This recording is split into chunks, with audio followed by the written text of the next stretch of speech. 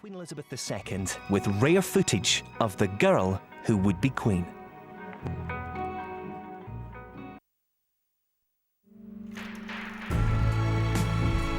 Tonight we're taking you on a journey into the private world of a princess.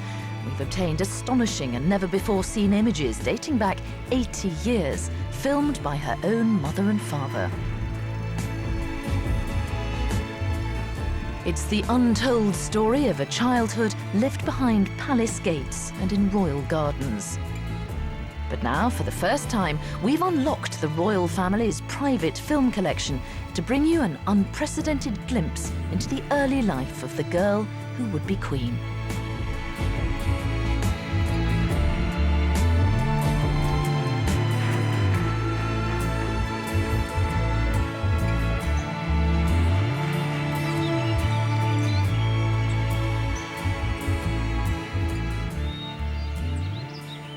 Here at Her Majesty's much-loved Windsor Castle, where so many momentous events in her life have taken place, curators have gathered together photographs that capture the 80 years of royal memories. Now, it was generally thought that the very first image of the tiny Princess Elizabeth was this one, taken when she was just 5 weeks old. But our access to the Royal Film Collection has changed all that. The intimate and revealing footage we're about to show you has only ever been seen by the royal family and their closest friends. The newborn princess's face is held up to the camera by her nurse at Bruton Street in central London, where she was born. These are truly historic pictures. The next sequence, a short time later, was taken on this very spot at her mother, the Duchess of York's family home at St Paul's, Waldenbury in Hertfordshire. They come here, naturally enough, to show off the baby. And here is the Duchess of York taking Princess Elizabeth for a stroll in her pram, filmed by her doting father, the Duke.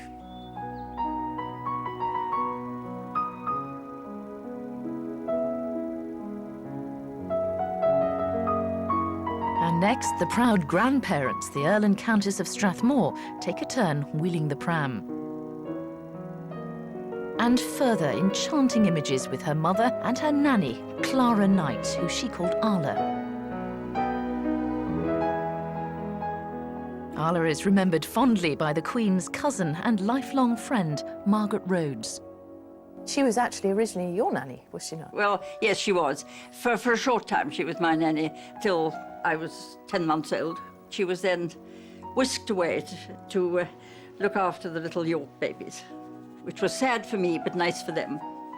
And remained with the family as a sort of, a beloved friend of all and sundry. She was always Lilibet, wasn't she? She was called Lilibet, yes. That was how Elizabeth, I suppose, when she was little, how she pronounced Elizabeth became Lilibet. Princess Elizabeth came back here throughout her childhood. This is the rocking horse that she and Princess Margaret used to play on. And as she grew up, her height was marked on this wall. Here's Lilibet in 1931, when she would have been 5. A year later, in 1932, and here's Princess Margaret in May 1939. And moving right up, here's Lilibet too in May 1939. And then just a few inches above, 1952, 13 years later, the Queen.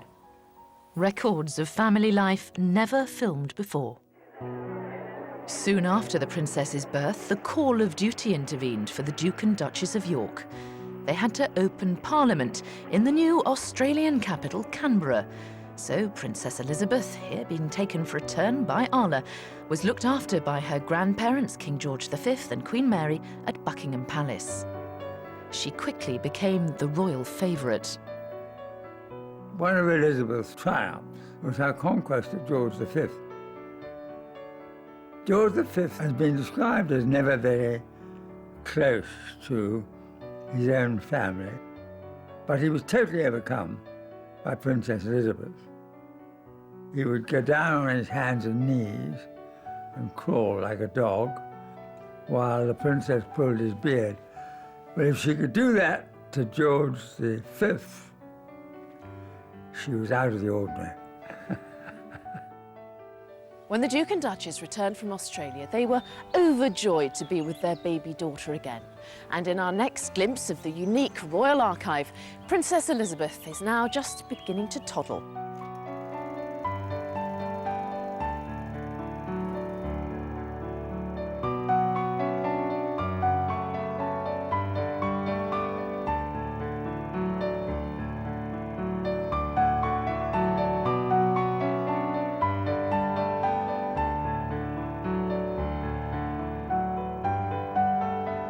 There's the Queen looking absolutely enchanting in a wonderful scalloped dress. I can see poor Queen Elizabeth's been told by the Duke of York, now, you know, take her up again and down again. I want some more photographs. And they go up and down, up and down. But Queen Elizabeth's wonderful and sort of never flags at all.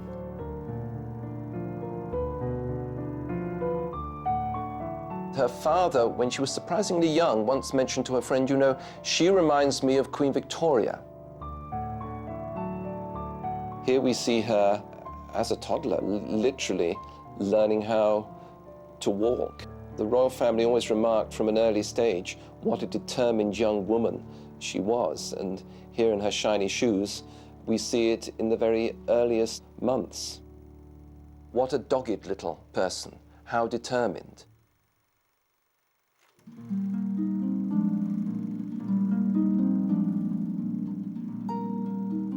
6 months on, the princess goes out and about with her mother, dragging a toy horse and cart behind her.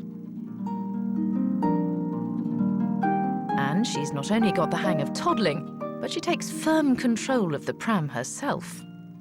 She's obviously very confident. You can see she's got complete confidence.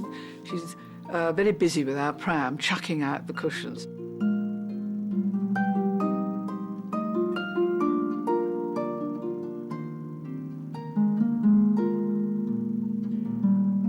The Yorks didn't worry too much that they didn't have a boy, because they felt whatever happened, this little girl was going to do it right.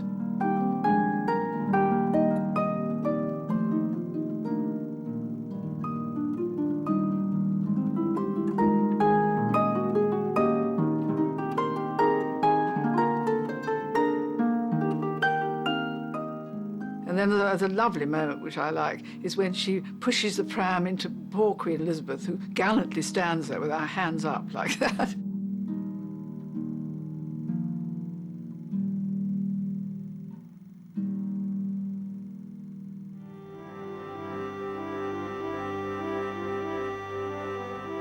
In August 1930, celebrations at Glamis Castle in Scotland, where a sister and playmate for Princess Elizabeth was born, Princess Margaret Rose.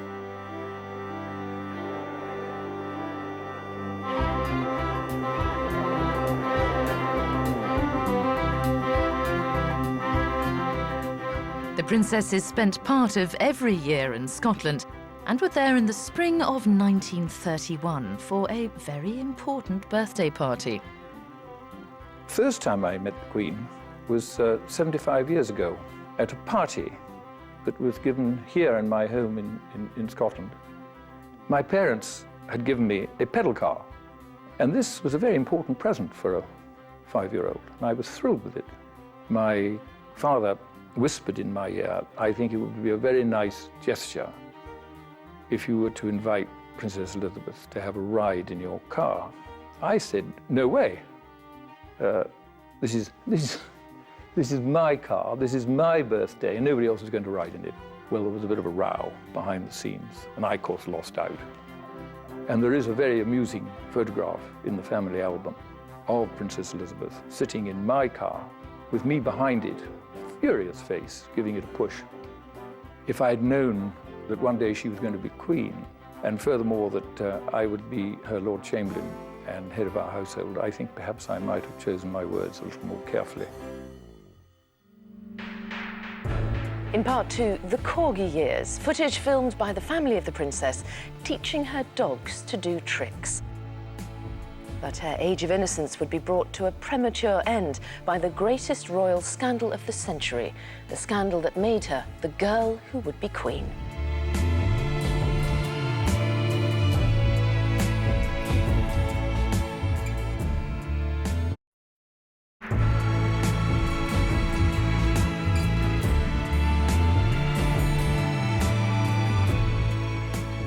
To the outside world, the royals can sometimes appear to put formality before fun.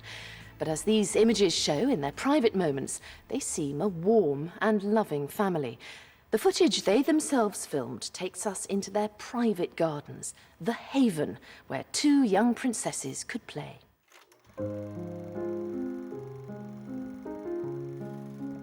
The bond forged in childhood, so clearly visible in these images, was to stay with them throughout their lives. The Queen, I remember, was very protective towards Princess Margaret and always saying, "Where's Margaret? Is Margaret?" You know, always had a lookout, you know, to see that Margaret was all right.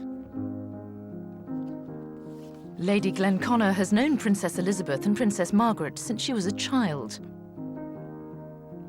This is when the Queen and Princess Margaret came to Holcombe, which was my family home, and I'm sort of being frightfully shy and sort of looking away, and Princess Margaret's gazing at my feet. And when I asked her, "Ma'am, why are you looking down like that?" she said, "Well, Anne, you were wearing silver shoes." And I was so jealous.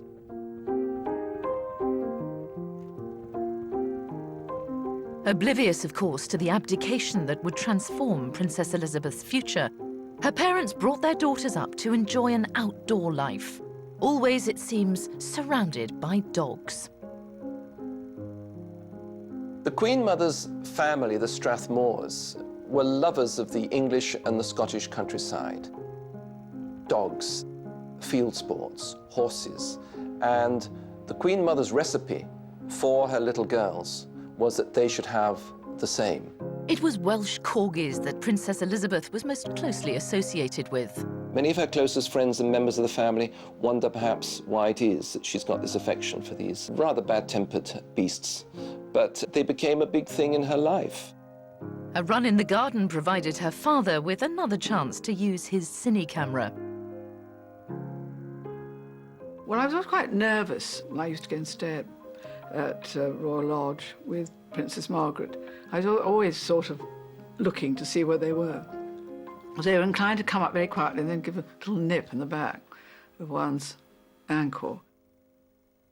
And here, again at Royal Lodge, a slightly older Princess Elizabeth is training a high-spirited corgi to perform. Whoops, oh, she's been teaching them tricks. Can't find what he's looking for, can he? Oh, she's hiding the ball under her leg. Happy times for those who shared them with the Queen. Lady Pamela Hicks was a childhood friend of the two princesses. I suppose, remember the gardens best of all. Like, I would have been about 8 and 9, and playing in those gardens, you know, racing around, bicycling, playing horses. Being the younger ones, Princess Margaret and I had to be the horses, and my sister and Princess Elizabeth were the drivers. It was an enchanted time. Midnight were the stars and you. Midnight and a rendezvous. They were lovely children because they did make everything such fun. Princess Margaret was an imp, very bubbly. Saying I surrender all my love to you. Queen Mary, their grandmother, was a bit worried that they weren't getting enough serious schooling. They were enjoying themselves too much. But that didn't matter to the Queen Mother. She knew that one day in the future, there'd be duty, there'd be hard work to do, and that her girls, her daughters, should enjoy themselves as much as possible. Whatever else I do, midnight were the stars and you. But it was horses which were Princess Elizabeth's greatest passion. Her Majesty's love affair with horses began early. Her grandfather, George V, had given her a pony, Peggy, as a 4th birthday present. When you think that she is still riding, only the foal ponies now, but that's riding for about 75 years. It's rather good going, isn't it? Even as a little girl, there was something about Elizabeth that made people warm to her. Here, in the grounds of Royal Lodge, a delegation from Wales visits Ibwthenbach, the little house which she'd been given as a 6th birthday present by the Welsh people. It was a thatched cottage and constructed entirely of Welsh materials. Great moment came when the Welsh house was given to them, because that was the most marvellous present anybody could ever have. Because when you were about 8 or so, to have a door handle that was, you know, a proper size for one, instead of reaching up to get hold of it. And it was just perfection. And they had a perfect little kitchen in it. We could have tea in it. It was dreamlike. They had a proper little stove, and they used to be able to cook things, and little sink for washing up. And they sort of Marie Antoinette, they sort of played houses. One played at being a little housewife, you know, because it had all the ingredients that one needed in a house. It had a kitchen and a bathroom and a bedroom and a sitting room. And so one could have lovely make-believe games. Was it a carefree sort of time when you look back on it? Yes, completely. I don't think anybody looked at all to a sort of grey future. Sun shone on one's life, or seemed to shine on one's life every day. The royal family were by now filming in colour. But shadows of sadness and worry were soon cast over those sunlit days of childhood. Sadness at the death in 1936 of her beloved grandfather, George V, the man Elizabeth called Grandpa England. Worry about the future as the seismic events of the abdication crisis unfolded. Her young uncle David became King Edward VIII. He was initially immensely popular. But when his affair with American Wallis Simpson became public, the fairy tale began to unravel. His determination to marry her, a divorcee, meant, as head of the Church of England, he had to abdicate. And that in turn meant kingship was thrust onto his younger brother, the Queen's father.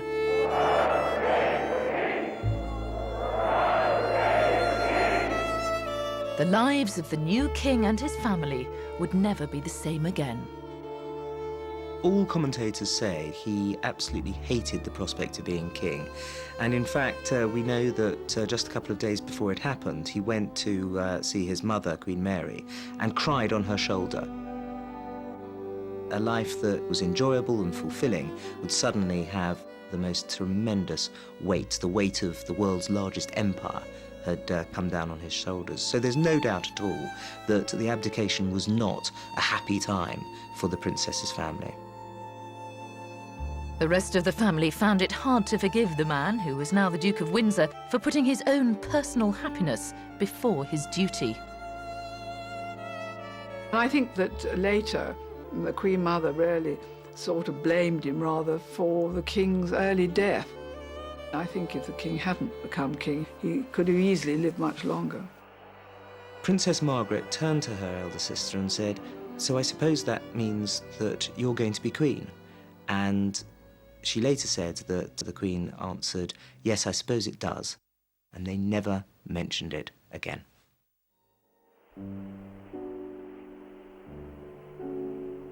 And so, at the age of 10, Princess Elizabeth's life of service began, with official engagements one step behind her father. She would never forget her uncle had walked away from his duty.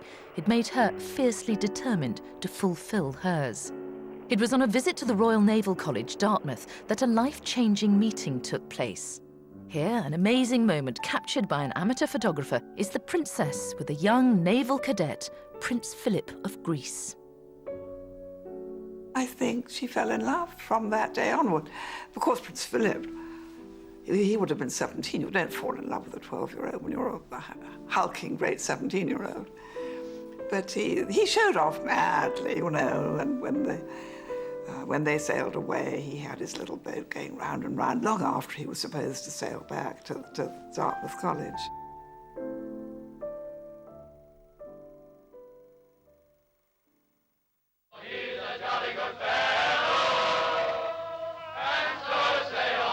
The romance would only take wing some years in the future, but only a month later, cameras followed the young princess and her family to Scotland.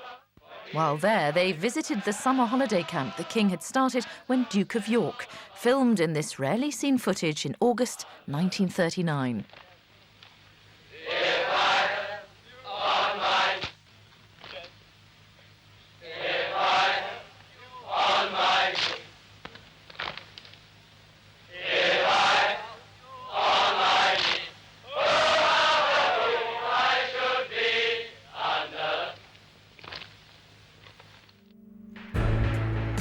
Still to come, the Dancing Queen.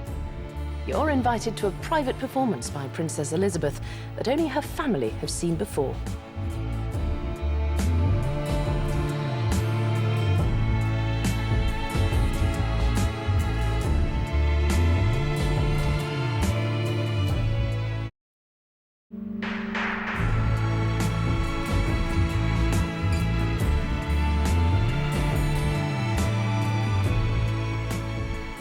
The blackness of war lay just over the horizon, but the vibrant family life of Princess Elizabeth continued unaffected for a while, captured by a new colour cine camera.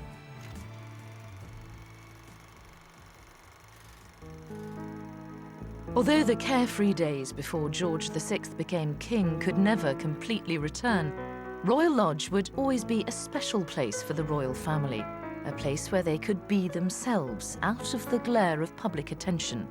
The princesses rode their horses at every opportunity, with Princess Elizabeth in particular keen to show how she'd mastered control of her mount, most of the time.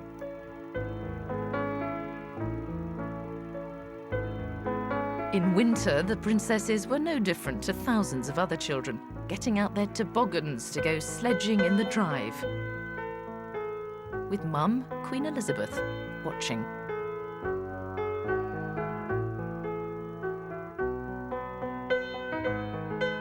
Looking at the pictures of Princess Elizabeth and Princess Margaret, always together, always dressed similarly. Well, as the king said later, just we four, you know, they were such a perfect little family.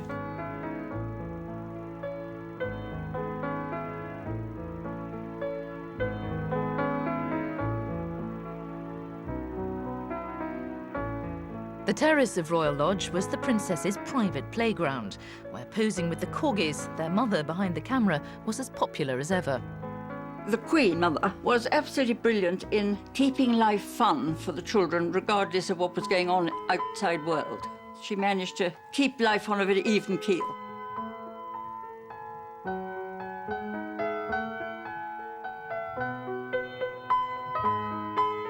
You'll notice, and it was very obvious, that they're always dressed the same, nearly always.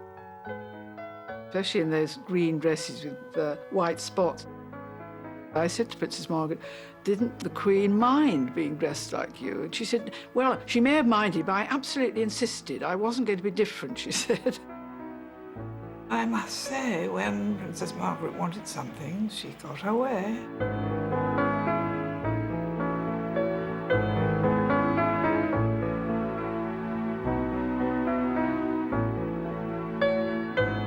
When they were children, they would dance. And of course, when they grew up, they sang beautifully, and they could have done a cabaret turn between the two of them.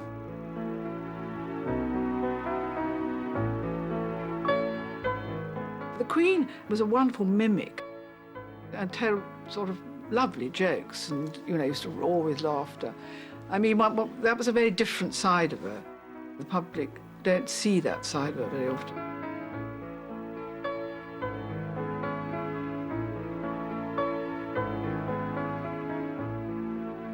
Those innocent, carefree days were numbered.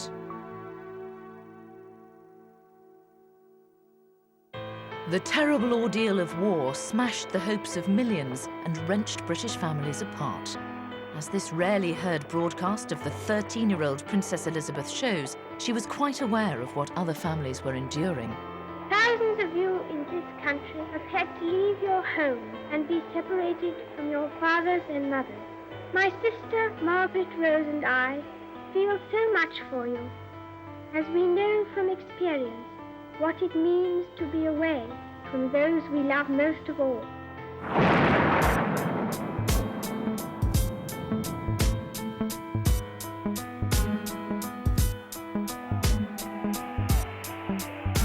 While the princesses stayed out of harm's way in Windsor, the King and Queen remained in London for the sake of national morale. Nobody could have led us better in the Second World War. I mean, he and the Queen were exemplary monarchs throughout that Second World War, particularly when London was being knocked to bits. Throughout the war, they demonstrated that with royalty comes responsibility, service before self, even when their own home, the palace itself, was bombed. Values that won the respect and affection of their people. Values that left an indelible impression on their eldest daughter. Wartime images will always remember of the princess in the Auxiliary Territorial Service, where she learnt to drive and maintain a lorry.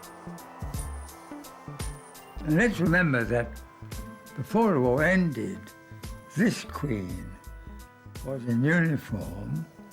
I spent part of the war in a motor battalion, but I reckon she could probably clean a carburettor on a 3-ton lorry more efficiently than I could.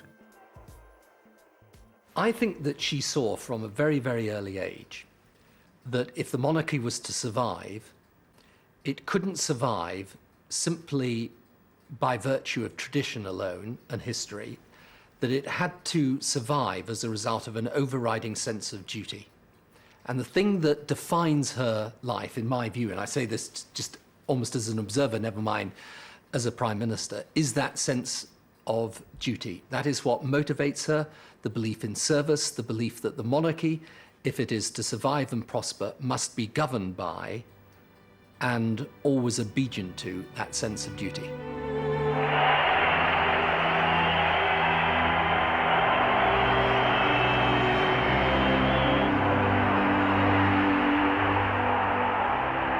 Today is Victory in Europe Day. Advance Britannia. Long live the cause of freedom. And let us remember those who will not come back. We have come to the end of our tribulation, and they are not with us at the moment of our rejoicing. When victory finally came, the crowds besieged Buckingham Palace. The princess took her place on the balcony in uniform, proud to have been part of the war effort like millions of her countrymen and women, and demonstrating her admiration and affection for the armed forces, sentiments that have lasted throughout her life. And somewhere amongst these ecstatic crowds were the royal princesses who sneaked past the gates of Buckingham Palace to join in the celebrations. With the war at last over, lives that had been placed on hold could move forward again. The future had seemed a faraway place. Suddenly there were opportunities to be seized for new beginnings and for romance. Princess Elizabeth, as we shall see, seemed determined to have her share of both. Princess Elizabeth was excited about being a bridesmaid with her sister at the wedding of Lord Mountbatten's daughter, not least because one of the ushers was to be Prince Philip. He first offers to take Margaret's coat. And then it's Elizabeth's turn, as she and Philip hold one another's gaze in what seems to be a moment of attraction. He, of course, really looked like a kind of Viking god, you know, very tall, very blonde, marvellous looking. All the girls in England were in love with him. He saw a great deal of her, of course, whenever he had leave. He went down to Windsor and he watched her in the pantomimes and things like that. But she was steadfast, I think, all those years. And then, of course, when she blossomed into a very beautiful young woman with that dazzling complexion. And he said he fell too.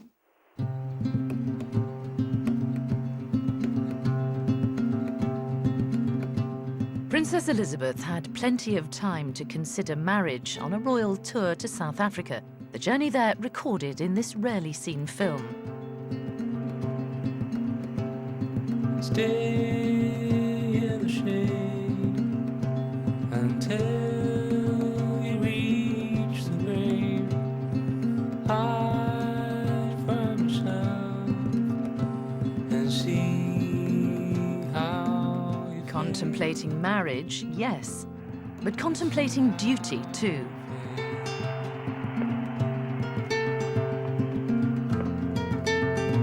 Princess Elizabeth turned 21 at the end of the tour, and to mark the occasion, she made perhaps the most famous speech of her life, dedicating herself to the duties that lay ahead of her.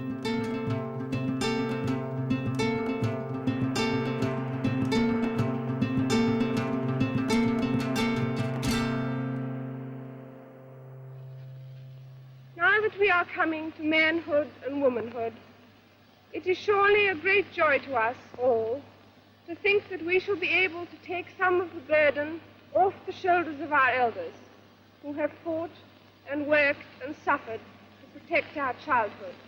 I declare before you all that my whole life, whether it be long or short, shall be devoted to your service and to the service of our great imperial family to which we all belong. But I shall not have strength to carry out this resolution alone, unless you join in it with me, as I now invite you to do.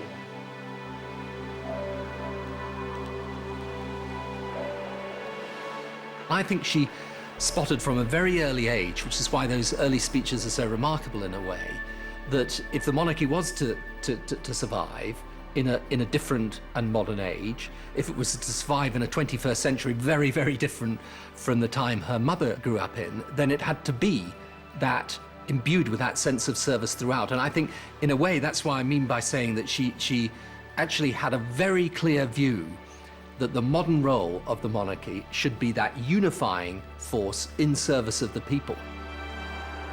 But on the royal family's return on HMS Vanguard, the young princess was not only contemplating commitment to the nation, but also to her young naval officer. The expectant crowds were not kept waiting long.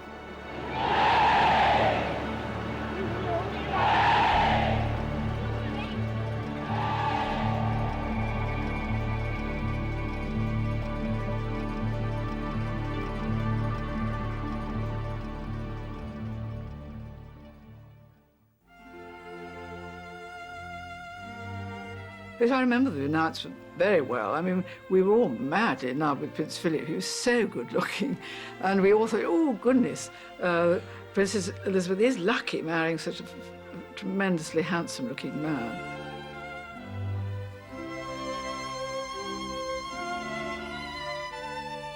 So for the wedding, that very handsome bridegroom in his naval uniform and this beautiful bride, it was fairy story stuff.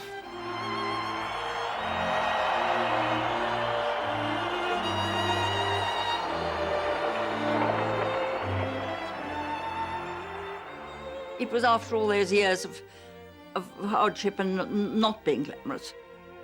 It was the first chance of being glamorous.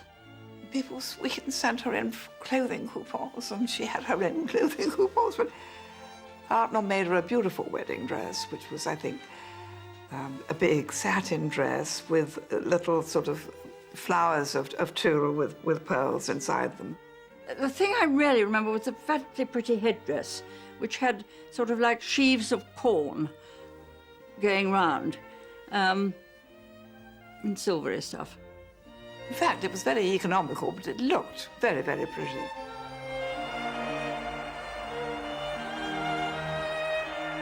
It was the first time that the princess had been truly centre stage, taking the lead in such a magnificent national pageant. It was a role that she would have to grow used to.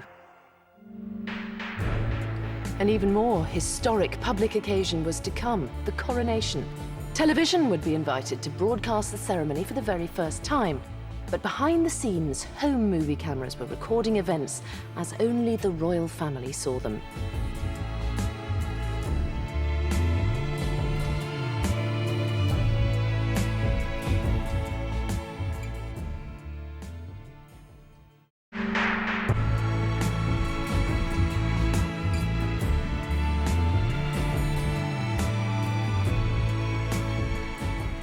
The early death of her adored father would change everything about Princess Elizabeth's life forever.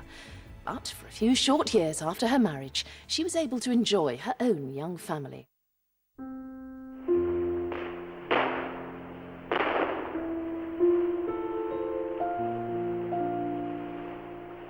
Her son and heir, Prince Charles, was born in 1950.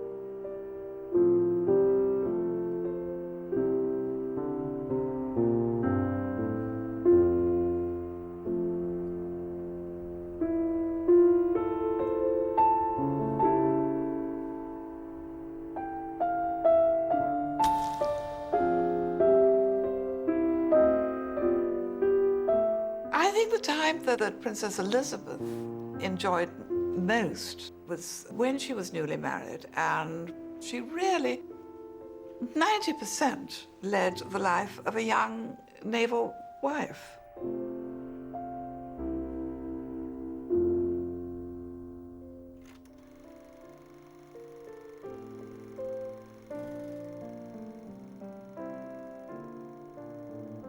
As Charles grew up, his life was captured for the family collection. Filmed by his mother, just as she had been filmed by her mother, Queen Elizabeth, and her father, King George. The King's health had been frail for a long time, not helped by his smoking. Still, only in his mid-50s, he slowly makes his way home with his mother, Queen Mary. He was such a dear little boy, he really was. He adored my mother, because my mother was very elegant and used to very often wear rather stylish hats. And he would gaze at her hats. He was so sweet.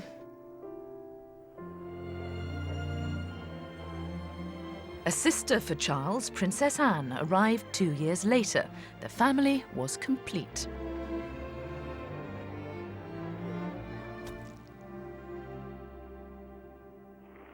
In 1952, the King's health problems prevented him from touring the Commonwealth. Princess Elizabeth and Prince Philip stepped in to fill the breach. They stopped off in Kenya on the way, Princess Elizabeth accompanied by her lady-in-waiting. Well, of course, I suppose for all the rest of us, this was the beginning of an incredible world tour. But of course, it was the last thing we were thinking of.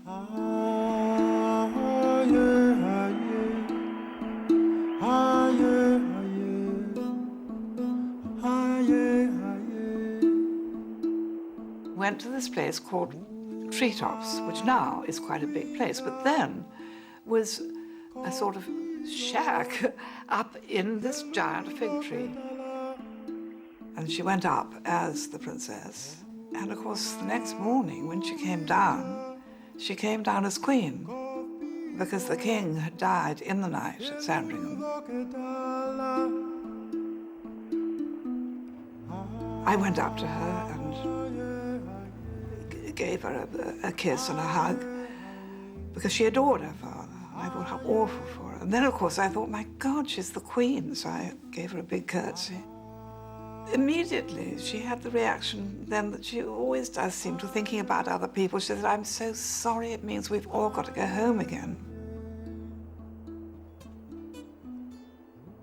The realization after her father died, the instant realization of what she was now facing, had changed her from a fairly carefree, happy, young married woman on a nice safari holiday, and then bang, being cut off, and she was the queen. And from that moment, and you can see it as you see the footage of her coming back, being greeted by Winston Churchill, you can see immediately that she's taken it on. She was looking for her car, And she said, oh, they've sent the hearses. And when she said that, one suddenly thought, there's this 25-year-old woman with 2 small children, and this has all come to an end. Their private life is finished. They now are public servants for the rest of their lives. We put her on the plane for her to go back to England. It was like putting a little bird back in a cage. First came the funeral of her beloved father, George VI.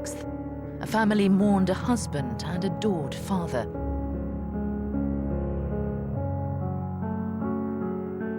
The nation mourned a king who had led them through so much.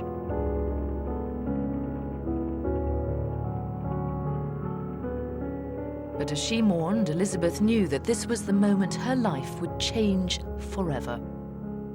The mantle of monarchy would now fall upon her young shoulders. 18 months after she became queen, the coronation, a ceremony sacred to her, where she would make her vows to her people before God. Cameras filming for the royal family's private film collection were capturing a surprisingly relaxed scene inside the palace. Final costume adjustments before the Queen embarks on the historic journey to her destiny. These pictures show the preparations as only the royal family and their friends have seen them until now. The Queen looking remarkably relaxed as she heads towards the palace courtyard. Then out onto the portico where her carriage awaits. This time the private footage is in colour, showing the Queen climbing inside the coach for the journey to Westminster Abbey.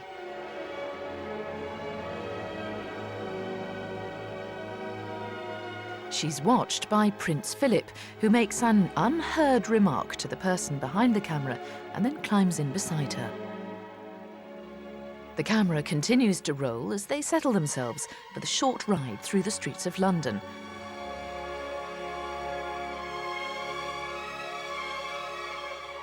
A moment of reflection, too, at the start of this momentous day.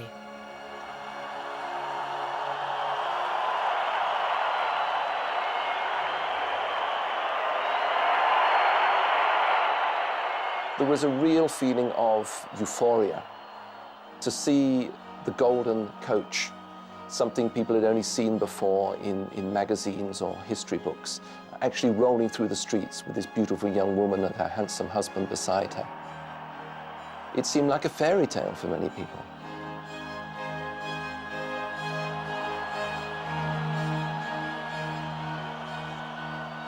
For those taking part, the anticipation and excitement were rising as the royal party arrived at the Abbey.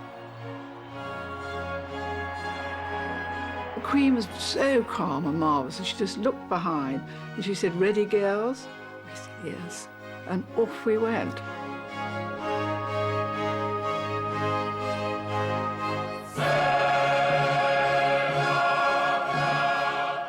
We were obviously concentrating very hard, walking the right way, and I just felt this is absolutely extraordinary. I mean, it was like a medieval tapestry. She was in this very simple white robe, sitting on that throne and looking incredibly young and incredibly vulnerable.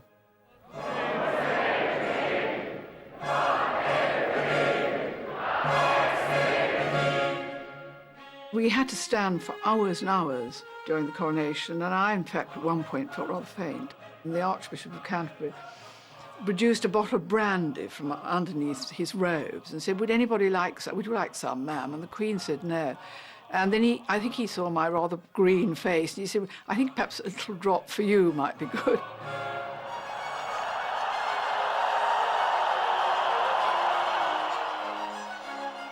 The public ceremonial over, the pictures filmed by family and friends capture the return of the coronation party. I remember watching everybody smiling, and then behind that came Princess Margaret looking so sad. And I remember asking her afterwards, I said, "Ma'am, were you feeling so? You look sad." And she said, "Yes, I am, because you see, I'd lost my father. And in a way, I'd lost my sister because, you know, she was going to be queen and it was going to be so busy. So she said, although I was frightfully happy for my sister, I also was feeling a little sad for myself.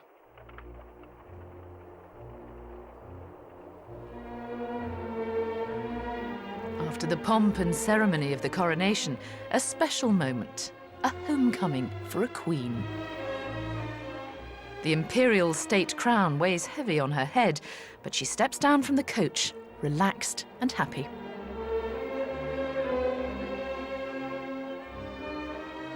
As you could see, we arrived back and everyone was just sort of, phew, we've done it. She was, as you could see, smiling and also feeling a huge sense of relief. We were so relaxed then, and I'm afraid I trod on the Queen's train. I got the frightful giggles. Luckily, it didn't matter there, but I think if that had happened during the service, I mean, I would have been sent immediately to the Tower of London, I should. Then we were all photographed by Cecil Beaton. Against all that, little Prince Charles and tiny Princess Anne. Yes, they were having a lovely time, pulling at the train and wanting to join in, obviously. And there's that wonderful photograph of them. Yes, playing peep-bo. Very sweet. Just putting one hand on the shoulder to... Yes, just watch it. quiet.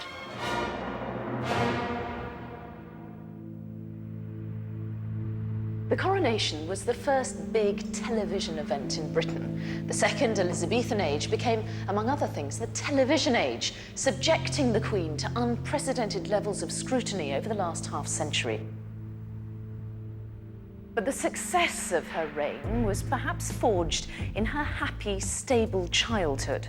A childhood recorded forever in a private collection of pictures of the girl who would be Queen.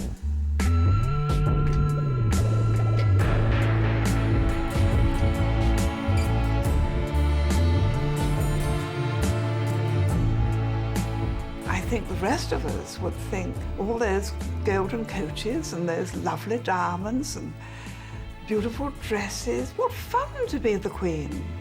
For a day and an evening, yes, absolutely, but for a lifetime, I think we would all really, really fail at the first fence, but she is carried through.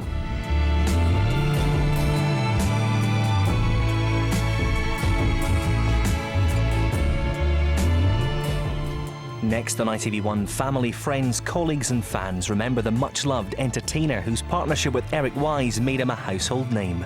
The unforgettable Eric Morecambe is next.